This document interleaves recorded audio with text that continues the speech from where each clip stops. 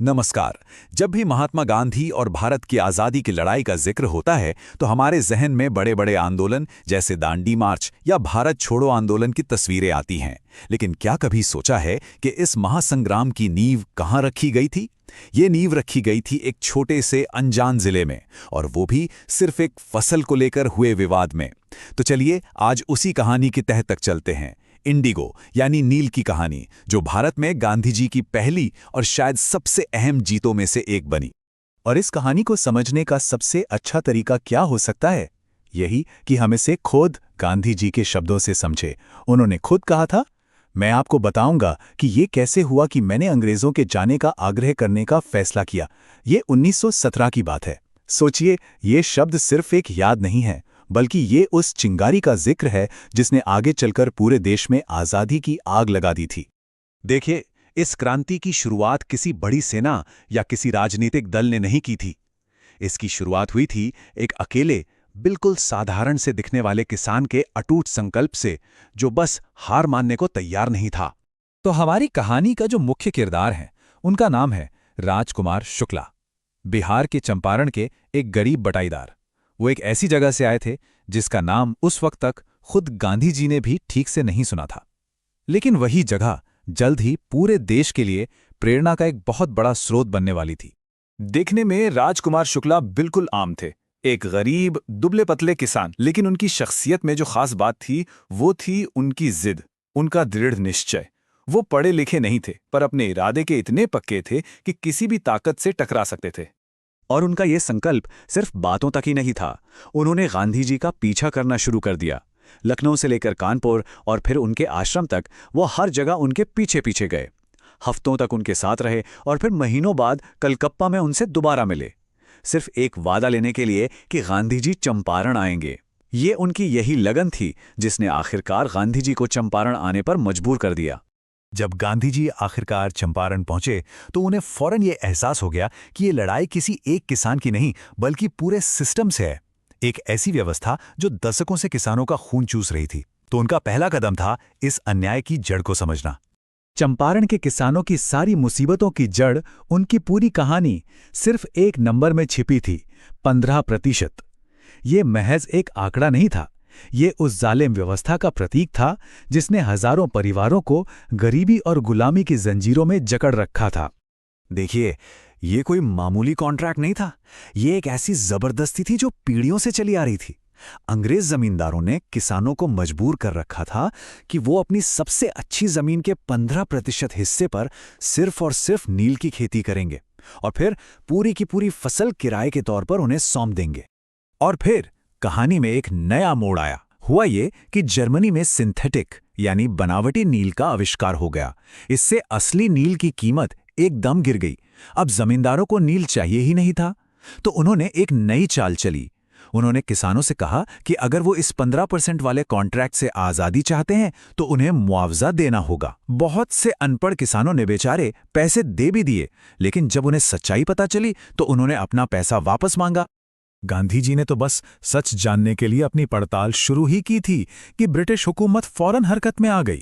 उन्हें यह बात बिल्कुल गवारा नहीं थी कि कोई बाहरी आदमी आकर किसानों के मामले में दखल दे। जो ब्रिटिश कमिश्नर था उसने गांधी जी को सीधे सीधे धमकाया, कहा कि अपनी ये जांच पड़ताल बंद करो और फौरन ये जिला छोड़कर चले जाओ। अब बात सिर्फ जुबानी धमकी तक नहीं रही। गांधी जी को चंपारण तुरंत छोड़ने का एक ऑफिशियल कानूनी नोटिस थमा दिया गया। और यहीं पर कहानी ने एक ऐतिहासिक मोड़ ले लिया।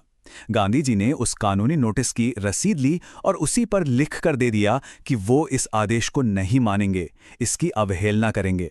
ये सिर्फ एक इनकार नहीं था, ये भारत में सविनय अवज्ञा की शुरुआत थी। एक कलम से लिखा गया एक छोटा सा वाक्य जो तोप के गोलों से भी ज्यादा ताकतवर साबित हुआ। अब जब कानून को सीधे सीधे तोड़ा गया तो इसका नतीजा तो एक ही होना था। गांधी जी को अगले दिन अदालत में पेश होने का सम्मन भेज दिया गया। अब टकराव होना तय था।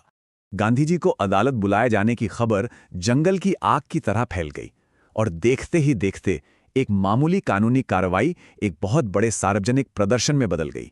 अगली सुबह मोतिहारी का कोर्ट हाउस हजारों किसानों की भीड़ से घिरा हुआ था। ऐसा नजारा पहले कभी किसी ने नहीं देखा था। ये पहली बार था जब इन डरे सहमे दबे कुचले किसानों ने एक साथ मिलकर अंग्रेजों के खिलाफ अपनी आवाज बुलंद की थी। ये उनके मन से अंग्रेजी हुकूमत के डर के खत्म होने की शुरुआत थी। अदालत ने गांधी जी ने एक बहुत ही शक्तिशाली बयान दिया। उन्होंने कहा, हाँ, मैंने कानून तोड़ा है, लेकिन उन्होंने इसे सही ठहराते हुए कहा कि वो कानून का अपमान नहीं कर रहे, बल्कि वो एक बड़े कानून, अपनी अंतरात्मा की आवाज का पालन कर रहे हैं। अदालत में माहौल एकदम गर्म था, लेकिन इस लड़ाई का असली फैसला जज के हथौड़े से नहीं, बल्कि बंद दरवाजों के पीछे हुई एक छोटी सी बातचीत से होना था। यही असली टर्निंग पॉइंट था, जब गांधी जी ने अपने साथी वकीलों से पूछा कि अगर उन्हें जेल हो गई तो वो लोग क्या करेंगे। तो वकीलों ने जवाब दिया कि वो भी उनके पीछे पीछे जेल जाएंगे। बस ये सुनते ही गांधी जी ने कहा, चंपारण की लड़ाई जीत ली गई है। वो समझ गए थे कि जब पढ़े लिखे लोग भी जेल जाने को तैयार हैं तो नैतिक जीत तो पक्की हो ही गई है। और फिर आधिकारिक जीत भी मिल गई। इस एकजुट और अहिंसक प्रतिरोध के सामने सरकार को आखिरकार झुकना पड़ा। लेफ्टिनेंट गवर्नर ने गांधी जी के खिलाफ केस वापस लेने का आदेश दे दिया। मॉडर्न इंडिया में सविनय अवज्ञा की ये पहली शानदार जीत थी। अब बारी आई मुआवजे की, और यहां गांधी जी ने सबको हैरान कर दिया। उन्होंने जमींदारों से अवैध वसूली का सिर्फ 50% पैसा ही वापस मांगा, और जब जमींदारों ने कहा कि वो तो सिर्फ 25% ही देंगे, तो गांधी जी बिना किसी बहस के फौरन मान गए। सवाल ये था कि आखिर ऐसा क्यों? और यहीं पर गांधी जी की दूर की सोच सामने आती है। उनके लिए ये लड़ाई कभी पैसे की थी ही नहीं। ये लड़ाई थी जमींदारों की ताकत और उनकी इज्जत को तोड़ने की। जब अंग्रेज जमींदारों को अपनी जिंदगी में पहली बार किसानों को पैसा लौटाने पर मजबूर होना पड़ा, तो पैसे के साथ साथ उन्हें अपनी झूठी शान का एक हिस्सा भी लौटाना पड़ा। और किसानों ने अपनी आंखों से देख लिया कि उनके ऊपर जुल्म करने वाले हमेशा ताकतवर नहीं होते। तो पैसे वापस मिल गए, केस भी खत्म हो गया। लेकिन चंपारण की असली जीत कोई कानूनी या पैसों की जीत नहीं थी। इसकी विरासत कहीं ज्यादा गहरी और दूर तक जाने वाली थी। चंपारण की जीत का असर जमीन पर साफ दिखने लगा। अंग्रेज बागान मालिक अपनी जमीनें छोड़कर चले गए। नील की जबरन खेती हमेशा हमेशा के लिए बंद हो गई।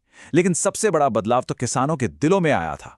उन्होंने पहली बार जाना कि उनके भी अधिकार हैं और उनके पास एक ऐसा रक्षक है जो उनके लिए लड़ सकता है। उन्होंने हिम्मत करना सीखा। चंपारण ने सिर्फ एक जिले को नहीं, बल्कि पूरे देश को डर से आजाद होने का रास्ता दिखा दिया। सच कहें तो यह भारत के स्वतंत्रता संग्राम का पहला सफल प्रयोग था, एक ब्लूप्रिंट था, और ये एक पूरे राष्ट्र के आत्मसम्मान के जागने की शुरुआत थी।